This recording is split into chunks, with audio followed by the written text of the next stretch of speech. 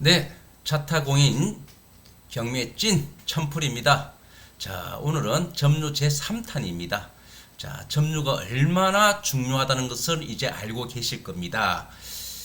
자, 그러면은 사람을 만났을 때는 집행관님이 물어본다 했지 않았습니까? 당신 누굽니까? 채무자고 만나 안 만나? 그런데 만약에 문이 잠겨 있는 집은 어떻게 하나요? 문이 잠겨 있다는 것은 사람이 없다는 거겠지요. 뭐 장기 부재, 장기 폐문, 뭐 장사가 안 되니까 뭐 1년 전에 뭐 형방불명 뭐 이런 경우도 있습니다.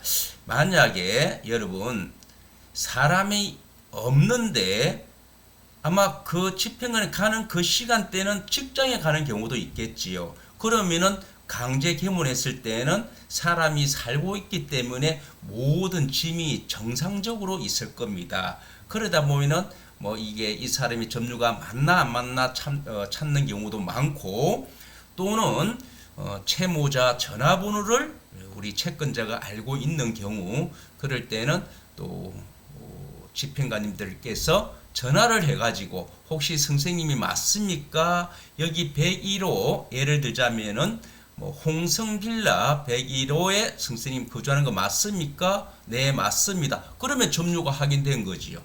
점유가 확인되었습니다. 그런데 그분들이 이 전화를 안 받는 경우에는 뭐 집행관님은 이제 이 점유를 확인해야 되겠지요. 어떻게 확인한다? 수색을 하는 겁니다. 수색. 예, 찾아내는 거지요.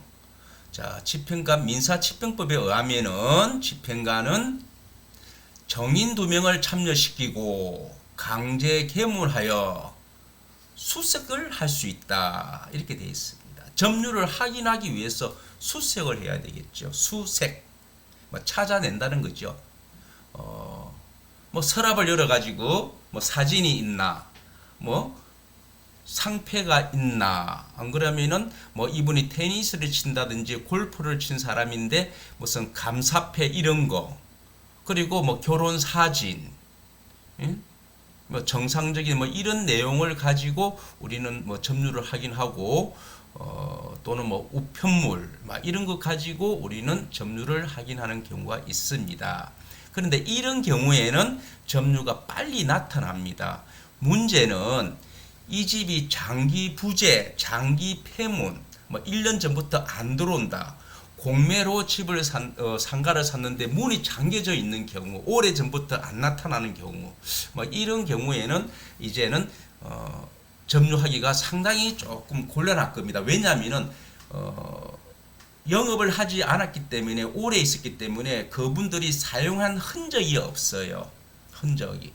그런 경우가 좀 많는데, 그래도 집행관님은 뭐 전기가 안 들어오는 그런 상가 같은 데는 후라시를 켜가지고 그렇게 이 점유를 꼼꼼히 확인합니다. 뭐 우편물이라든지, 그리고 전표, 뭐 나머지 이런 뭐 가장 좋은 것이 우편물이 제일 많겠죠. 왜냐하면 뭐 구색청에서도 우편물이 날라오고, 어떻게 보통 이런 분들은 뭐 검찰청, 경찰 이런 데서도 우편물이 찾아와가지고 많이 있어요.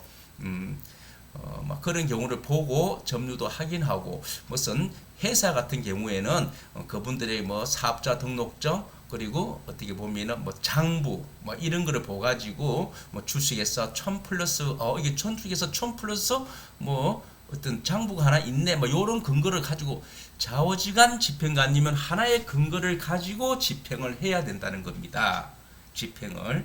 그래서 무슨 근거가 없으면은 집행을 할 수가 없다는 겁니다. 왜냐하면은 집행관님께서는 그 형식적 권한이 있고 실질적인 권한이 없습니다. 다시 말해서 감각적으로 집행을 할 수가 없어요. 뭔가 어떤 하나의 단서가 있어야 된다는 겁니다. 단서. 그래서 우리 그것이 점유를, 그거를 보고 점유를 확인하였다 막 이렇게 되는데요. 뭐 어떤 데는 점유가 확인이 안 돼 가지고 불능도 많이 있습니다. 점유가 확인이 안 돼요. 불명확하고 또 어떤 경우에는 뭐 다른 사람 뭐 회사 있는 장부도 있고 이래 가지고 불능이 많이 됩니다. 아마 여러분들이 이렇게 점유가 불능이 됐을 때 그 신청 채권자의 그 속마음은 뭐 이루 헤아릴 수가 없을 겁니다. 상당히 실망감이 크고 이런 경우가 많은데요. 자, 제 교재 경매명도 특허 비밀 백문백답 141페이지에 보시면은 제가 자세히 적어놨고 또 제 블로그에 보면은 실전 경매란에 보면은 부동산 인도 집행 시 점유자가 미확인인 경우에는 어떻게 한다. 아주 자세히 되어 있습니다. 그런 자세된 내용을 제가 유튜브에서 다시 또 이야기하기는 조금 그렇고 또 상당한 또 시간이 또 걸리고 여러분 제 유튜브에 제 블로그에 그 실전 경매란에 있습니다. 그 보면은 제목이 부동산 인도 집행 시 점유자가 확인이 되지 않을 경우에는 어떻게 한다. 제가 실무에서 느끼고 했던 그 내용을 그대로 적어놨습니다. 어떻게 좀 해보시면 될 것 같다. 이런 내용을 제가 블로그에 좀 글을 적어놨는데요. 물론 제 카페에서도 그런 글을 또 찾아볼 수도 있습니다. 자, 그거 한번 보시면은 이제 점유에 대해서는 상당히 많이 발전이 돼가지고 이런 게 점유구나. 그렇지. 그러면은 내가 이렇게도 좀 해야 되겠다. 이렇게 집행관님이 집행하러 왔을 때 제일 먼저 첫 번째 점유를 확인하구나. 그러면은 점유를 확인한다. 그러면은 채권자의 적극적인 자세. 그러면 나는 어떻게 한다. 여러분 스스로 블로그를 보시고 그리고 제 강의를 듣는 분들은 다 아시겠지만 제가 유튜브에서 채권자의 적극적인 자세를 분명히 강조하고 있습니다.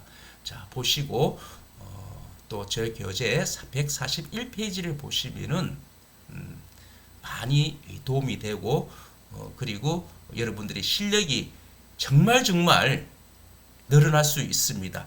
제가 항상 이야기하는 게 있습니다. 왜 우리 경매를 배우는 선생님들은 왜 명도를 두려워할까? 왜 명도에 대해서 머리를 아프게 할까? 그것은 답은 딱 한 가지 있습니다. 제가 저번 시간에도 유튜브에서 말씀을 드렸지요. 권리분석 공부에 매달리고 경매 공부, 입찰법정 다 매달리면서 왜 명도 공부는 안 하십니까? 명도를 너무 쉽게 생각한 거 아닙니까, 여러분들이? 그래서 어려운 겁니다. 명도 공부하신 분들은요, 하나도 어렵지 않습니다. 제가 저번에 이야기했잖아요. 사람과 사람끼리 하는 대화와 그분과 이야기를 하는 건데 왜 무섭고 어렵고 겁이 난다는 겁니까? 또 이야기할까요? 동물원에서 탈출한 사자가 아니지 않았습니까? 호랑이가 아니고 사람이잖아요. 단 한 가지 명도 지식이 없다는 겁니다. 지식이 있으면 분명히 그분들하고 상대하면 말로서도 충분히 대화가 되고 앞으로 나갈 수 있는 게 있습니다. 다시 한번 강조 드릴게요. 명도 공부 하셔야 됩니다. 감각적으로 생각하시면 아니 됩니다. 합의를 할 때 하더라도 명도 지식이 있으면 쉽게 풀어나갑니다. 제가 유튜브 하면서 천풀님은 웃지도 않고 자꾸만 강의한다는데 웃을 수가 없어요. 너무 안타까워가지고. 그래서 제가 느끼는 그 자체 실전에서 실무에서 현직에서 너무너무 우리 점유가 틀려가지고 집행이 안 되고 채권자가 적극적인 자세 조금만 신경을 써도 될 거를 왜 이렇게 뺑뺑 돌아가는지.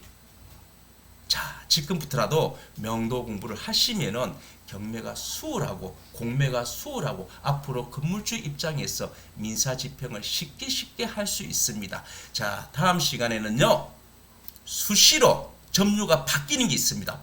오늘 가니까 또 바뀌었어. 오늘 가니까 A야. 언제 집행합니다. 그 집행하는 갔어. B야. 점유가 바뀌었잖아. 또 갔어. C야. D야. 계속 바뀌는 거야. 이것이 뭐라? 수시로 바뀌는 상가 건물의 점유자 확인하는 방법. 제가 실전반에서 제 실전 교재, 자 실전 교재인데요.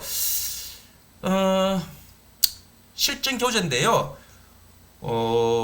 제 교재에 보면은 클리쿠럼 보면은 43번에 수시로 점유자가 바뀌는 상가 막 이런 것을 있어가지고 제가 강의한 적이 있습니다. 기회가 제 블로그 보시면은 그 실전반에 있는 그런 커리큘럼이 나와 있을 겁니다. 그런 것도 한 번씩 보고 느끼고 하시면은 정말로 도움이 됩니다. 자, 구독 그리고 알림 설정, 좋아요 꼭 부탁드리고 다음 시간에는 수시로 바뀌는 점유자 이런 내용을 가지고 마지막 점유의 개념에 대한 마지막 이야기를 하도록 하겠습니다. 자, 수고하셨습니다.